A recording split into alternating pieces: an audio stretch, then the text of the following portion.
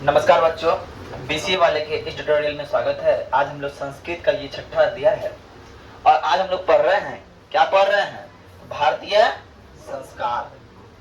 देखिए, ये जो भारतीय संस्कार है इसका अर्थ है भारतीयों का संस्कार। इसका अर्थ क्या है? भारतीयों का संस्कार। और जान रहे हैं कि भारत की संस्कृति संस्कार पर निर्भर करती है। हमारा संस्कृति किस पर निर्भर करती है? संस्कार पर निर्भर करती है। तो ये पहले संस्कार होता क्या है? संस्कार का मौलिक अर्थ है शुद्ध होना और गुणों को ग्रहण करना अथवा रूपों को नहीं भूलना अथवा दोषों को भूल जाना। दोष को अपने अंदर से समाप्त करना और गुणों को ग्रहण करना ही क्या होता है? संस्कार का लक्षण है, संस्कार का अभिलक्षण है। तो संस्कार समझ में आ गई। संस्कार ये होती है। तो भारतीय संस्कार जो है 5 प्रकार के कितने होते हैं?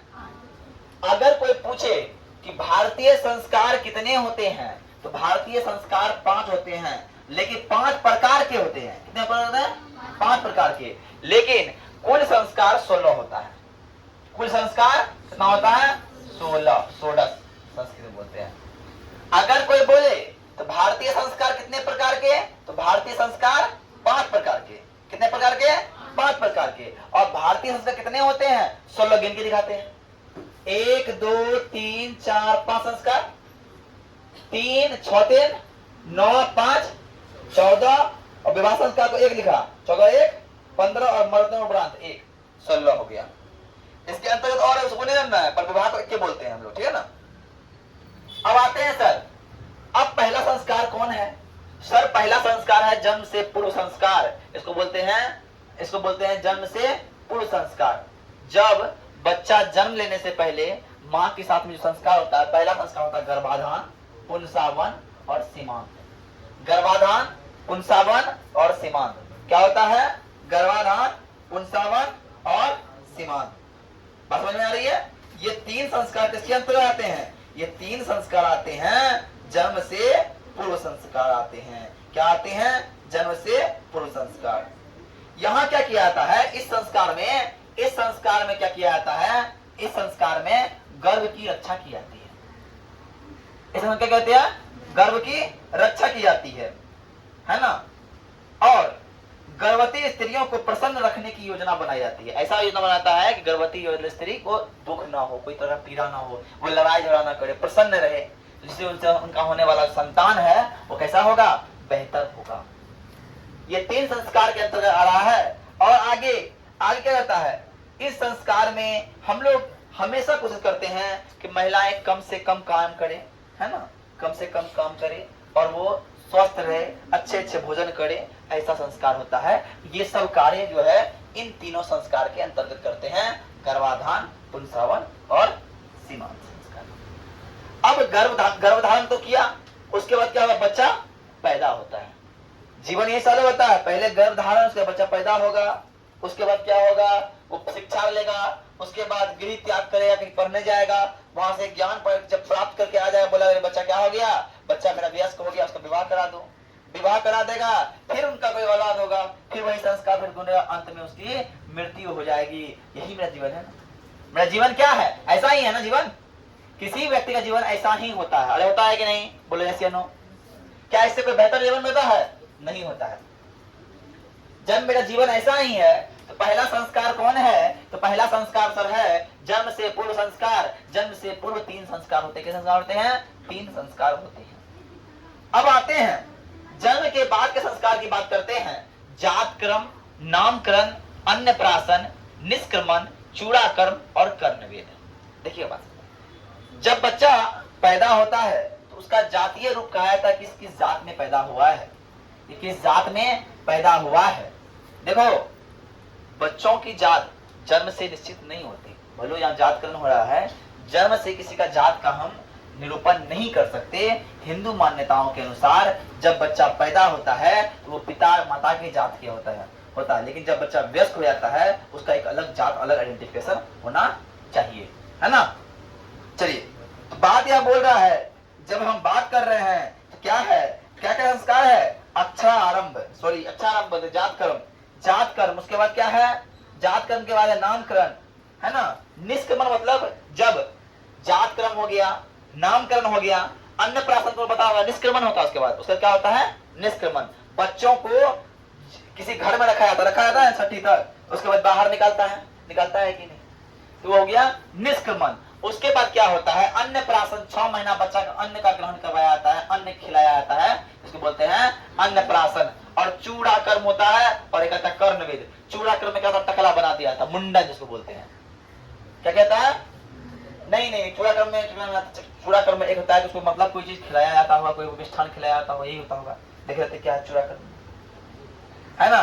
चूड़ा कर्म कर्णवेद। इसमें क्या होता है? ये शिक्षा आरंभ करने से पहले तो कर्णवेद में क्या होता है? कान में कुंडल पहनाया जाता है, कर्ण छेद कराया जाता है, कान में छेद करवा के कान में कुंडल कराया जाता है। हमारे कृष्ण जी पहने थे, हमारे राम जी पहने थे, है ना?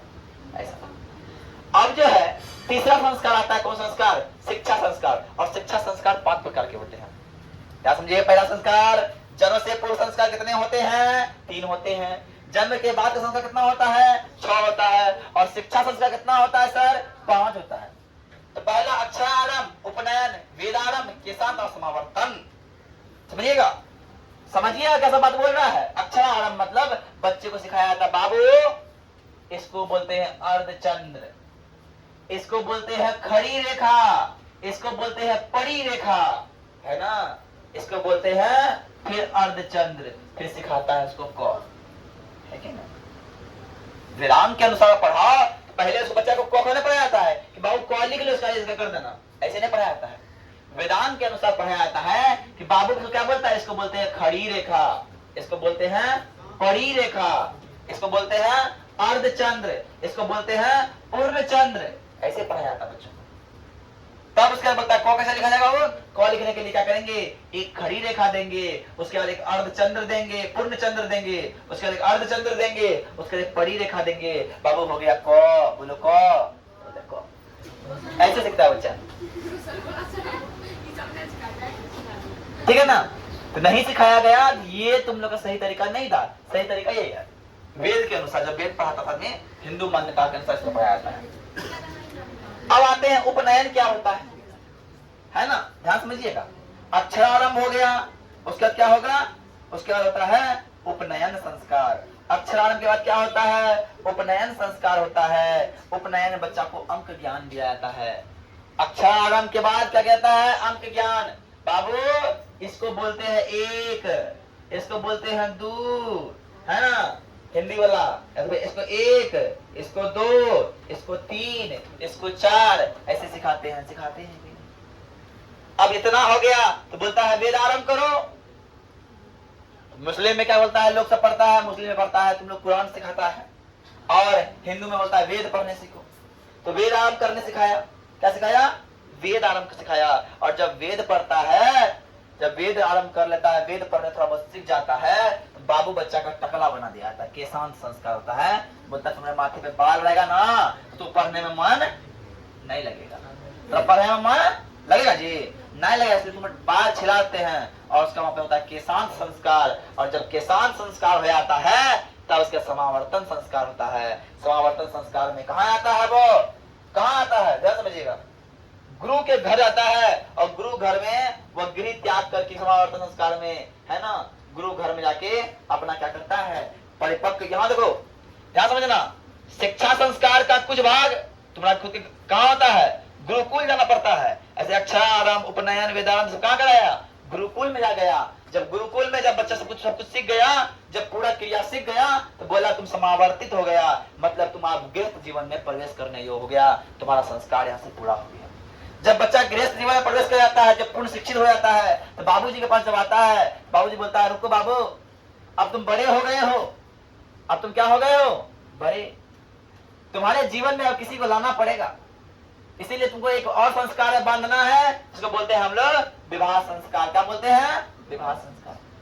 जब ब्याह होता है तो पहले क्या होता है? ब्याह होने से पहले होता है कि वर पक्ष में वधु के घर में वर पक्ष आता है, वर के घर में वधु पक्ष जाता है, वर वधु का निरीक्षण करता है कि हाँ तो मुंह कान टेढ़ा है कि नहीं है, अरे पढ़ा लिखा है कि नहीं, कमाऊ है कि नहीं। आजकल तो लड़का का ब्याह तो बहुत कष्ट हो, लड़की का तो हो जाएगा, लड़का का ब्याह करने में बहुत अच्छा। अब लड़का कमाता क्या है बाबू? क्या करता है? अरे कुछ कुछ नहीं है, गाड़ी गाड़ी पपटिया खरीद लिया, घूमते रहता है। नहीं बाबू, हम अपना बेटी का बियाह नहीं कराएंगे। लड़कियों पूछेगा करेगी तुम्हें लड़का से, पता ऐसा लड़का से शादी कराइए, जीवन बर्बाद कीजिएगा। अरे देखिए ना आईएएस तेईएस, देखिए जमीनें बेच के दीजिए पर आईएएस तेईएस करवाइए, पैसा वाला से करवाइए, काहे गरीब से करवा रहे हैं। समझी बात ना? मतलब ये जानते हो क्या मतलब क्या? समाज में देखो, समाज में नहीं, लोगों की मानसिकता हो चुकी है कि हम अपने बेटी का शादी भी करें, कहाँ बेहतर घर में करें, बेहतर कमाने वालों से करें। बोलता है लड़की वाला दहेज नहीं, दहेज तो यही हो गया। दहेज हुआ कि नहीं हुआ? तुम देखोगे कमाने वाला होना चाहिए, पूरा जमींदार होना चाहिए, घर द्वार बना हुआ होना चाहिए, तो दहेज नहीं हुआ। लड़की वाला दहेज मांगता है, समझे? समझा ना? और लड़का वाला जब दहेज मांगता है, बाबू हमको तो कार देना पड़ेगा, एक पटिया गाड़ी देना पड़ेगा, और साथ में पूरा सेट चाहिए। बोलता है कि नहीं? तो हमें बता के हम लिखे थे कविता कि देखो कि कैसा है ये जमाना, बाबू ना भैया कमाई चाहिए, और बेटी को सोहर, भाई को जीजा, अब बाप को दमाद सरकारी चाहिए। और बिक जाए घर का चाहे कोना ही कोना, चाहे भूखा रहना पड़े 2 महीना, बस इतनी की शादी होनी चाहिए, बाप को दमाद सरकारी चाहिए। और थोड़ा एक लाइन बहुत साइड कर देते हैं कि लड़के के बाप के अलग ही है कहने, कि लड़के के बाप के अलग ही है कहने, कुछ कमा ही ना पाया अब गाड़ी चाहिए। होता है ना बाबू, हमको एक कार देना बेटा, तो ऐसा नौकरी वाला है, कार तो देना पड़ेगा, वो भी छोटा मोटा कार नहीं लेंगे हम, अल्टो से काम नहीं चलेगा, थार देना पड़ेगा। अरे थार लीजिए, अरे कहाँ से टॉप मॉडल वो भी। चलो ऐसा होते रहता है। तो विवाह संस्कार जब एंट्री करता है, विवाह संस्कार में क्या सब बोला समझिए। वाकदान, मंडप निर्माण, वधु के घर वर पक्ष का निरीक्षण का स्वागत, वर वधु निरीक्षण, कन्यादान, अग्नि स्थापन, पानी ग्रहण, लाज होम, सप्तपदी, सिंदूरदान, इतना कार्यक्रम होता है ब्याह में। तो साला पंडित जी मंत्र पड़ा ब्याह हो गया, ऐसे होता है। ब्याह करने में इतना चीज दिक्कत है। पहले वाकदान करेगा, मंडप निर्माण होगा, वर वधु का निरीक्षण होगा, स्वागत होगा, वर के घर में वधु के घर में वर का निरीक्षण होता है, स्वागत बाराती, वधु के घर में वर पक्ष का स्वागत, बाराती जाना। आजकल तो बाराती मारना चालू कर देता है। अग्नि स्थापन करता है कि नहीं? अग्नि स्थापन करता है कि नहीं? अग्नि स्थापन, पानी ग्रहण, पानी पिलाया जाता है, लाज होम, लाज होम होता है, लावा देगा तुम, लावा देगे, सॉरी सप्तपदी, सिंदूरदान होता है कि नहीं? इतना तक कार्यक्रम होने के बाद तब विवाह होता है। अब अभी बता रहा है ये लड़का, बोल रहा है सर तो हम तो ब्याह में बहुते रहते हैं, क्या रे देखते रहते हैं, है ना? अब जब लोग के जीवन में विवाह हो जाता है, तो विवाह होने के बाद ये चौथा कार्यक्रम होने के बाद पुनः पहला कार्यक्रम में आता है गर्भाधान होता है लोगों का, होता है कि ना?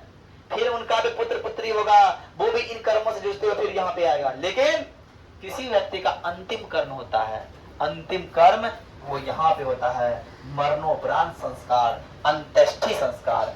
मरणोपरांत अंत्येष्टि संस्कार मतलब अंत में इसको बोलते हैं राम नाम सत्य है, सबका यही गत्य है। चाहे अमीर हो, चाहे गरीब हो, चाहे राजा हो या रंक हो, चाहे आईएएस हो, चाहे भिखारी हो। बात समझ में आया ना?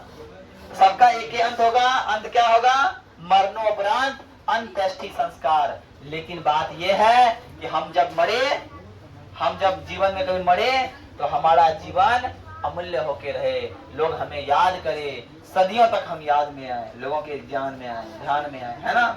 ऐसा होना चाहिए, ठीक है?